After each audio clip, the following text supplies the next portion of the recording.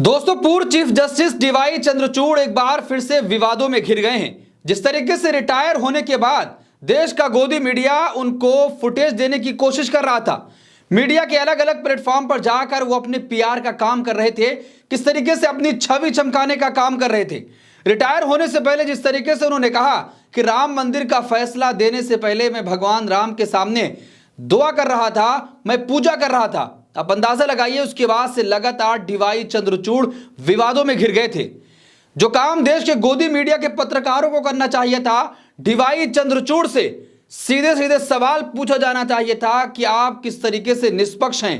क्या आपने जो ये किया है वो ये बताता है कि आपने जो फैसला दिया है वो निष्पक्ष तरीके से दिया है या नहीं। बीबीसी के पत्रकार ने पूरी तरीके से डीवाई चंद्रचूड़ की पोल खोल कर रख दी है कि जिस तरीके से देश के गोदी मीडिया में अपनी छवि चमकाने की कोशिश कर रहे थे, लेकिन बीबीसी ने 23 मिनट के इंटरव्यू में पूरी तरीके से उनकी पोल खोल कर रख दी है। तमाम उन सवालों को किया गया है जो देश के लोग डीवाई चंद्रचूड़ से जानना चाहते थे। जब डीवाई चंद्रचूड़ से यह पूछा गया कि आप अपर कास्ट से आते हैं, आपके फादर भी जज रहे हैं, क्या आपको लगता है कि देश का जो न्यायपालिका है वहां पर ऐसे लोगों का कब्जा है, डीवाई चंद्रचूड़ इस सवाल का जवाब ना देकर कन्नी काटते हुए नजर आए और पूरी तरीके से घुमाकर चले गए। आप अंदाजा लगाइए कि देश के गोदी मीडिया पर बैठकर तमाम ऐसे बयान दे रहे थे और ऐसी बातें कर रहे थे कि चुनौती दे रहे थे, लेकिन वहां पर पूरी तरीके से जब उनके पास जवाब ही नहीं है तो आखिर जवाब क्या देंगे। आखिर बीबीसी के उस इंटरव्यू में और क्या कुछ पूछा गया डीवाई चंद्रचूड़ से, डीवाई चंद्रचूड़ ने क्या कुछ जवाब दिया है, पूरे देश में इस बात की चर्चा हो रही है। और जिस तरीके से लगातार विपक्ष के नेता राहुल गांधी ये कह रहे हैं कि न्यायपालिका अपना काम नहीं कर रहा, बल्कि विपक्ष को न्यायपालिका की भूमिका निभानी पड़ रही है, क्या इसमें सच्चाई है? डीवाई चंद्रचूड़ ने इसको नकारते हुए कहा है कि हम अपने दौर में 23,000 से ज्यादा लोगों को जमानत दे चुके हैं। लेकिन सवाल यहां पर यह है कि अगर डीवाई चंद्रचूड़ ने इतने लोगों को जमानत दी तो आखिर उसमें दिल्ली दंगे के जो आरोप में लोग बंद हैं, अभी तक चार्जशीट फाइल नहीं हुई है। उमर खालिद, शर्जील इमाम, मीरान हैदर, खालिद सैफी, शफाउर रहमान, गुलफिशा फातिमा और ऐसे तमाम लोग कहां हैं? उनको जमानत क्यों नहीं मिली? भारत के पूर्व मुख्य न्यायाधीश डीवाई चंद्रचूड़ ने देश की न्यायपालिका सिस्टम में वंशवाद और पुरुष, हिंदू और अपर कास्ट का वर्चस्व होने से इनकार कर दिया है। उन्होंने कहा कि निचली अदालतों में 50% महिलाओं की नियुक्ति हुई है और यह संख्या और बढ़ेगी। साथ ही जुडिशरी में ऊंचे और जिम्मेदार पदों पर भी महिलाएं होंगी। देखिए, वंशवाद के सवाल पर जस्टिस चंद्रचूड़ ने कहा कि उनके पिता ने उनसे कहा था कि जब तक वो जज हैं तब तक पूर्व सीजीआई किसी कोर्ट में प्रैक्टिस ना करें। इस वजह से जस्टिस चंद्रचूड़ ने हार्वर्ड लॉ स्कूल में 3 साल पढ़ाई की। उन्होंने कहा कि उन्होंने अपनी प्रैक्टिस तब शुरू की जब उनके पिता रिटायर हो गए। जस्टिस चंद्रचूड़ ने जर्नलिस्ट से कहा कि अगर वो देखेंगे तो ज़्यादातर वकील और जज वो हैं जो पहली बार लीगल प्रोफेशन में आए हैं, यानी उनका बैकग्राउंड लॉ का नहीं है। जस्टिस चंद्रचूड़ ने कहा कि जहां एलीट क्लास, अपर कास्ट, हिंदुओं के वर्चस्व का सवाल है तो स्थिति इसके बिल्कुल उलट है।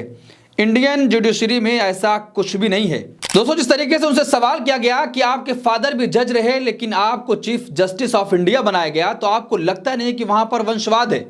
लेकिन ये बताने भूल गए डीवाई चंद्रचूड़ कि जिस सिस्टम ने उनको वहां तक पहुंचाया वही सिस्टम उनके फादर को भी जज बनाया था। वो तो ये कह रहे हैं कि जब तक उनके फादर जज थे मैं सुप्रीम कोर्ट में प्रैक्टिस करने नहीं आया, लेकिन जिस तरीके से कॉलेजियम का विरोध हो रहा है, तमाम एडवोकेट भी कह रहे हैं कि कॉलेजियम खत्म होना चाहिए, पार्लियामेंट के जरिए से एक कमेटी बननी चाहिए, वो कमेटी तय करेगी कौन जज बनेगा और कौन चीफ जस्टिस ऑफ इंडिया बनेगा। लेकिन डीवाई चंद्रचूड़ इस सवाल का भी जवाब ना देकर तमाम बातों में उलझा कर रख दिया कि यह हो रहा है, वंशवाद नहीं है, ऐसी तमाम तरह की बातें कर रहे थे। लेकिन जिस तरीके से रिटायर होने से पहले प्रधानमंत्री नरेंद्र मोदी उनके घर पर पहुंचे थे और पूजा हुई थी, उसके बाद से लगातार यह सवाल उठने लगा था कि क्या डीवाई चंद्रचूड़ ने जितने फैसले दिए क्या वो निष्पक्ष नहीं है? आखिर उन तमाम केसों से पूर्व सीजीआई डीवाई चंद्रचूड़ ने अपने आप को अलग क्यों नहीं किया? अगर वो निष्पक्ष थे, अगर वो न्यायपालिका में भरोसा रखते थे कि यहां से जो फैसला दिया जा रहा है या जो भी मामले आ रहे हैं मैं उसका निपटारा करूंगा, तो उन मामले से उनको अलग नहीं होना चाहिए था। देखिए, जब उनसे सवाल किया गया कि क्या न्यायपालिका में अपर कास्ट हिंदुओं का वर्चस्व है, तो पूरी तरीके से डीवाई चंद्रचूड़ उसका बचाव करते हुए नजर आए। इस पर पत्रकार रवीश कुमार ने क्या कुछ लिखा है, देखते हैं। देखिए, रवीश कुमार ने लिखा कि आप भी देखिए कि जनाब अंग्रेजी सही बोल रहे हैं कि नहीं। भारत में ये अंग्रेजी बोलकर ही लोकप्रिय हो गए।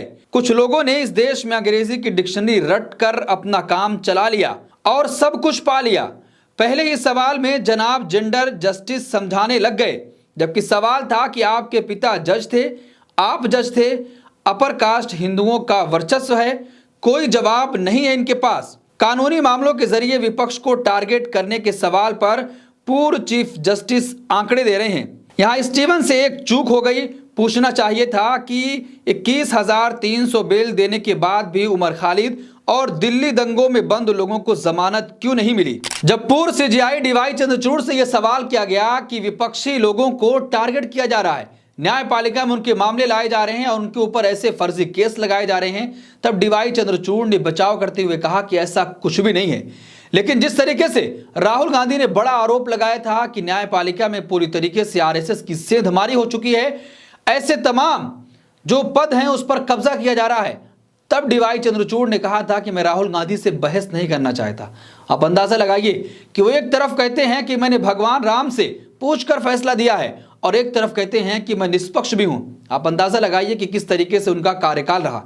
जब वो सीजेआई बने थे, लोगों को काफी उम्मीदें थी कि भारत में अब तमाम चीजें सही हो जाएंगी, लेकिन रिटायर होते होते पूरी तरीके से विवादों में घिर गए। देखिए, जब डीवाई चंद्रचूड़ से एक और सवाल किया गया कि क्या राजनीतिक पूरी तरीके से दबाव होता है वहां की कोर्टों पर, तब डीवाई चंद्रचूड़ ने नकार दिया। लेकिन जिस तरीके से एडवोकेट कॉलिन ने आरोप लगाया था कि संघ पूरी तरीके से न्यायपालिका पर हावी हो चुका है, जो वो चाह रहा है वहां से वो फैसले आ रहे हैं। अगर कॉलिन की बात में सच्चाई नहीं है तो डीवाई चंद्रचूड़ ने तमाम ऐसे मामलों से अपने आप को अलग क्यों किया था? अगर दबाव नहीं था तो अलग नहीं करना चाहिए था। जैसे तमाम मामले की सुनवाई कर रहे थे, वैसे उन तमाम मामलों की भी सुनवाई की जानी चाहिए थी।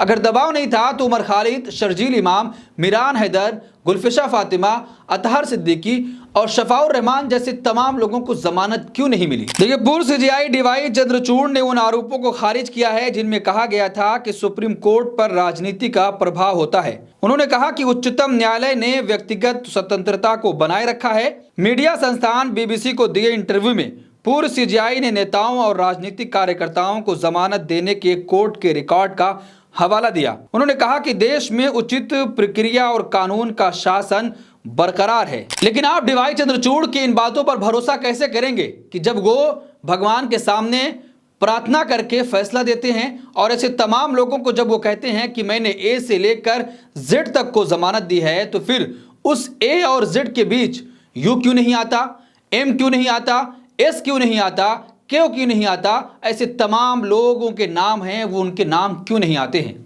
दोस्तों, पूरी तरीके से डीवाई चंद्रचूड़ एक बार फिर से विवादों में घिर गए हैं। लेकिन जिस तरीके से बीबीसी के पत्रकार ने इंटरव्यू किया है, लोगों ने कहना शुरू कर दिया है कि आखिर सवाल यही होता है, ना कि ये पूछा जाए कि आम कैसे खाते हैं, आप कौन सा टॉनिक लेते हैं, आप कितने घंटे काम कैसे कर लेते हैं।